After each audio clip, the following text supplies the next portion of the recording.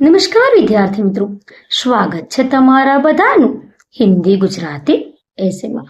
આજે આપણે જોઈશું ગુજરાતી અર્થવિસ્તાર. ઉત્તમ વસ્તુ અધિકાર વિના મળે, તદ્યપિ અર્થ નવસારે. મત્સ્ય ભોગી બગલું મુક્તા ફળ દેખી, ચંચુ ના ભારે. યોગ્યતા વિના ઉત્તમ વસ્તુ મળે તો પણ તેનાથી કશો અર્થ સરતો નથી. એ સત્ય કવિએ ઉપરોક્ત પંક્તિમાં દર્શાવી છે.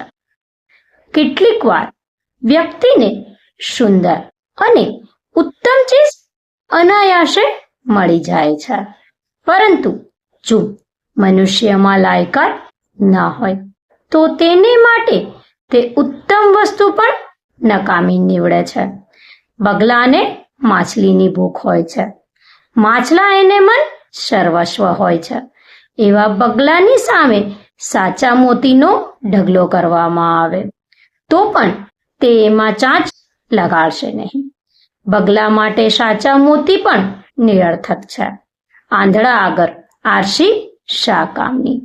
મરકટને રાજગાદી પર બેસાડો તેથી સોલા. કુપાત્ર માણસના હાથમાં અપાર સંપત્તિ આવી જાય તેથી કઈ તેનામાં એ રૂપિયા સાચવવાની કે તેનો સદઉપયોગ કરવાની યોગ્યતા કે સમજ આવી જતી નથી. રાજસિંહાસન પર બેસી જવાથી જ કોઈ માણસ નિષ્ણાંત રાજનીતિજ્ઞ બની જતો નથી. અયોગ્ય માણસને અકસ્માતે જ કોઈ મૂલ્યવાન વસ્તુ કે ઉચ્ચ સ્થાન મળી જાય તો પણ એ તેને માટે નિરર્થક જ પુરવાર થાય છે. સમાજમાં ઘણીવાર અયોગ્ય કે ગેરલાયક વ્યક્તિઓ સંજોગો વશાત ઉચ્ચ હોદ્દા પર કે ઉચ્ચ સ્થાને બેસી જાય છે, પરંતુ યોગ્યતાના અભાવે છેવટે તે નિષ્ફળ જાય છે.